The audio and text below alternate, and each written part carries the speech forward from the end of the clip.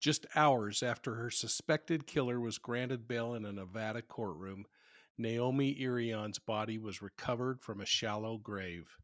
And while Naomi's family suffers, another family in Washington, D.C. faces similar heartache. Hannah Choi's body has been recovered, but her killer hasn't been arrested. Today, we're going to be talking about three confirmed murdered women and a fourth who I believe is murdered, Suzanne Morphew. Her husband's defense team, though, is arguing that she's simply missing. It's time for Profiling Evil's weekly crime recap.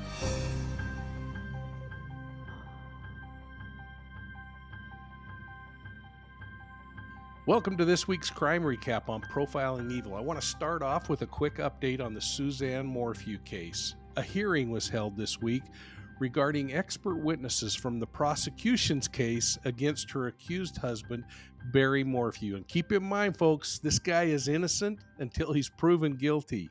Now, Morphew is facing murder charges in her death, and everybody's questioning whether there's going to be enough evidence to prove the state's case.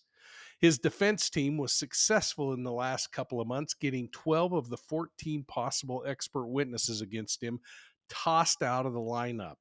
They're no longer allowed to testify against him. The most recent was a witness that was a veterinarian who was slated to talk about animal tranquilizers. Think back, that cap to the tranquilizer dart that was found in Morphew's dryer. Well, it's played into one of the state's theories that a tranquilizer was used to subdue Suzanne. And the judge threw out the canine handler's testimony. And here's another dinger because the state failed to provide that case report to the defense. Holy cow. I mean, there are heavy penalties when the rules aren't followed. The defense has gone on to argue that the case in its entirety should be thrown out completely, indicating that they don't believe it's a murder, just a missing persons case. Well, the judge is still considering that motion, and he's going to make a determination in the case in the near future. I want to just pause and watch a short report from KRDO 13 by Spencer Socher, a news reporter there. Thanks. Developing tonight at 6, Barry Morphew, the Salida man accused of killing his wife, was back in court today as his attorneys push a judge to dismiss the case. Morphew's wife, Suzanne, vanished on Mother's Day 2 years ago. KRDO News Channel 13 Spencer Socher was inside the courtroom in Fremont County. He joins us live now from there to break down why today was a win for Morphew and the defense. Barton, Heather, the case was not thrown out today by the judge in court, but multiple expert witnesses that the prosecution planned to bring forth against Morphew in his trial will now not be allowed to testify. That means 12 of the 14 expert witnesses they attempted to bring in won't be part of the case against Morphew. Morphew walked into the courtroom again today with his two daughters. Much of the debate in court centered around who will be allowed to testify in next month's trial. One person who won't is a veterinarian who the prosecution wanted to testify about an animal tranquilizer and how it affects humans. A cap to a tranquilizer dart was found in Morphew's dryer. The prosecution was planning to lay out a theory that Morphew used one to sedate his wife and then secrete her body. But the judge ruled against allowing the vet to testify, saying there's no evidence of Barry Morphew's DNA on that cap, and there aren't any studies about how the animal tranquilizer actually affects humans. The prosecution had also planned to use the canine handler of a dog that was assigned to search for Suzanne on the night that she went missing, but now they can't use him either. The canine handler said today he had filed a report on their search for Suzanne, but the prosecution never asked for it, and the defense didn't even know that it existed, so that can't be admitted. And Morphew's lawyers argued that there's been a pattern of sloppy behavior on the part of the prosecution. They used that as part of one of their arguments today to try to get this case dismissed again. That didn't work, but there is a standing motion to get this case dismissed that hasn't been ruled on yet by the judge. Reporting live in Fremont County, I'm Spencer Socher for KRDO News Channel 13. Hey, and since we're in Colorado, let's chat quickly about the murder of Maggie Long. I hope that you'll dig into this one because it is a really troubling case. And now the FBI is suggesting that it might be a hate crime. Why on earth did they come up with that? Well, check this out. Maggie Long was murdered in December of 2017 in Park County, Colorado, a little place called Bailey. She was supposed to go Christmas shopping with her sisters and then help at a high school at the annual concert. But she did something a little out of the norm.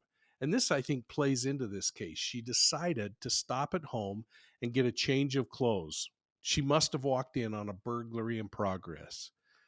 Now, it appears that she was taken hostage and the predators either set her or her home on fire, but she was burned alive.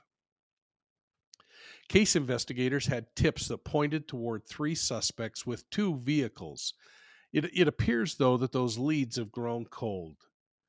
But then, just a few months ago, the FBI gave this case a booster shot when they slated it as a hate crime. That allows them to pour more resources into the investigation and help local authorities. So, are you wondering what classifies it as a hate crime?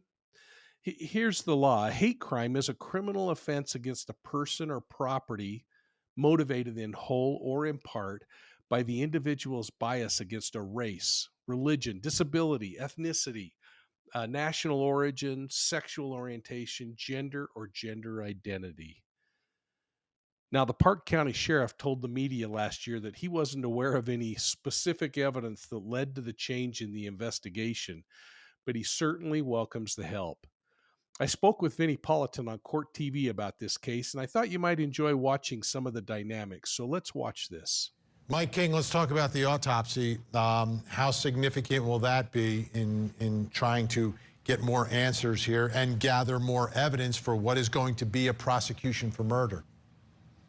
That's going to be a huge piece of this puzzle, and it's going to give us a real indication of what the motivation was for this homicide, how it was conducted.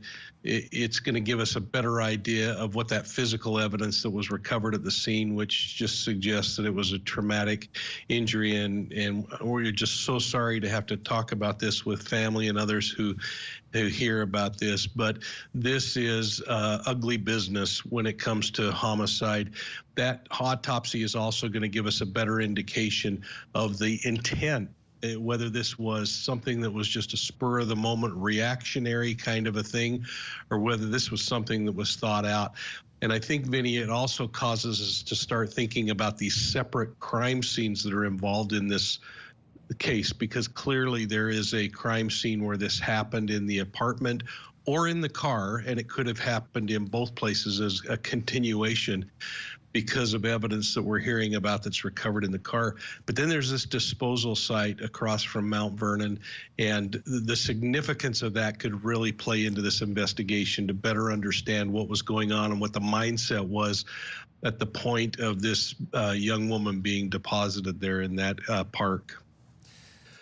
Well, somebody's got to know something about this case, folks. So if you have any information, please call the Maggie Long Task Force at 303-239-4243. Or you can reach out to the FBI at 1-800-CALL-FBI.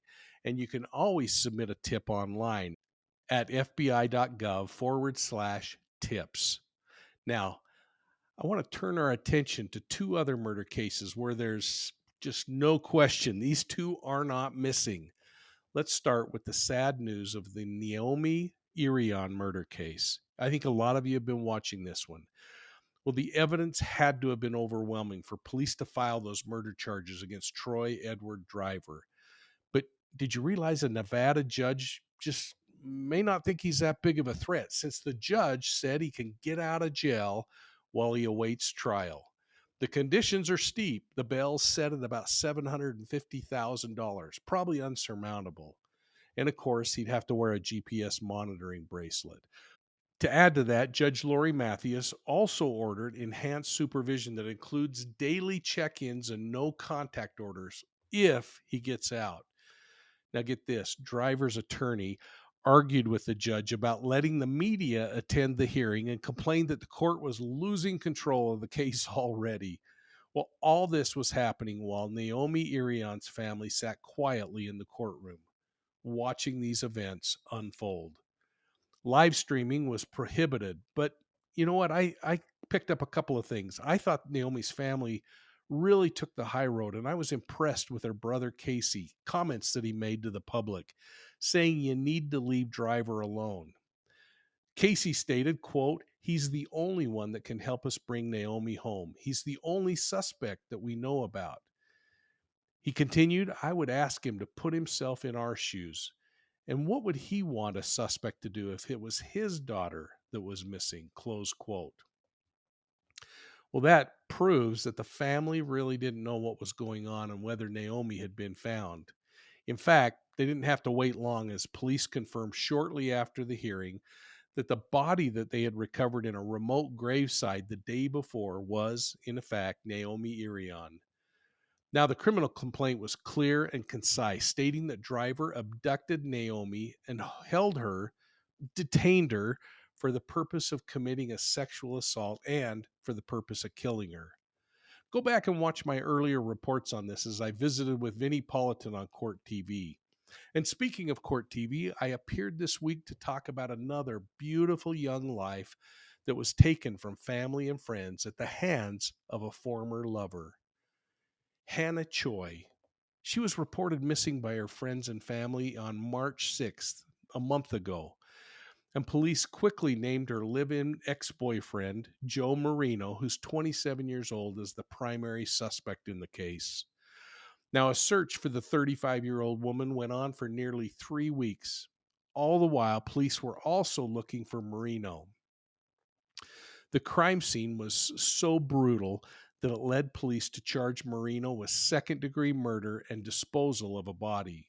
Now, some of you have reached out and asked me how they could file those charges without a body. Well, here's what I've learned. Police recovered enough evidence at Hannah's residence and inside her abandoned car to theorize that she was dead and that he killed her. Now, that's really significant, because does that mean, did they recover a weapon with DNA on it, fingerprints, physical evidence?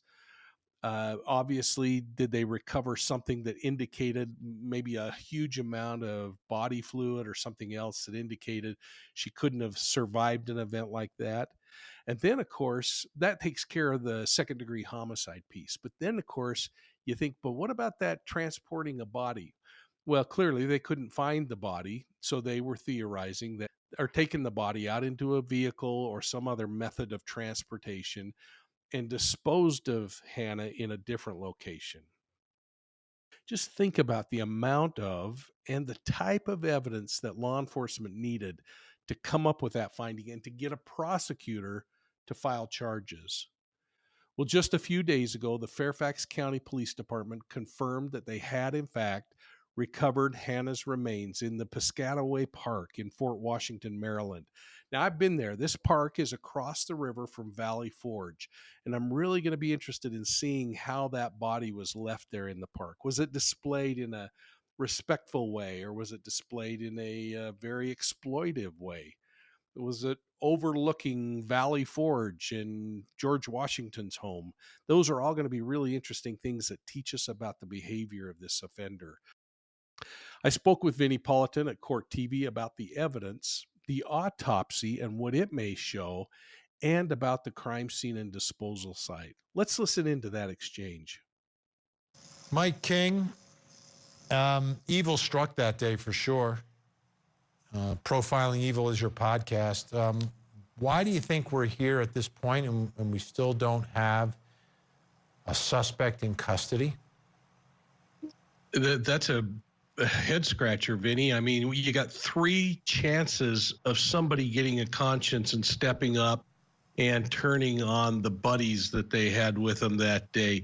You got 3 opportunities for somebody to get out of a little bit of the trouble by turning in the others that were responsible. And we have to hope that the pressure continues to mount for them, that this 5 years has not been 5 years without a personal journey through hell as they think about what they've done to this family and to this beautiful young woman. But I'm troubled a little bit by some of the behaviors there too. And it would be really interesting to know Bobby's perspective and what the Bureau's perspective is, because clearly they've got something that would suggest that this is a hate crime or qualifies for that additional resource. But what good news that that additional resource is now being made available because of that classification. but the behavior of this case still kind of troubles me a little bit. That it makes me wonder that house wasn't targeted for perhaps the property inside, but what I read through a lot of social accounts is that this young woman really wasn't expected to be going home. In fact, she did something a little different by going home and changing, if I read everything correctly, and may have stumbled upon a burglary in progress, and all of a sudden 3 people who really made some poor decisions decided that this was the easier way to get out of it than facing the fact that they were going to get caught.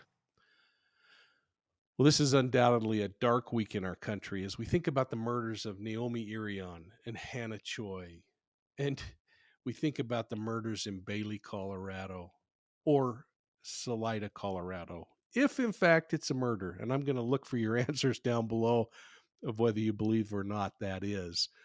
In Naomi's case, it appears that she was a victim of opportunity. Our thoughts go out to the family members, and but we just can't just say, that's too bad. I hope that we'll each take a moment and go back to my videos in the Profiling Evil Academy on the victim risk continuum.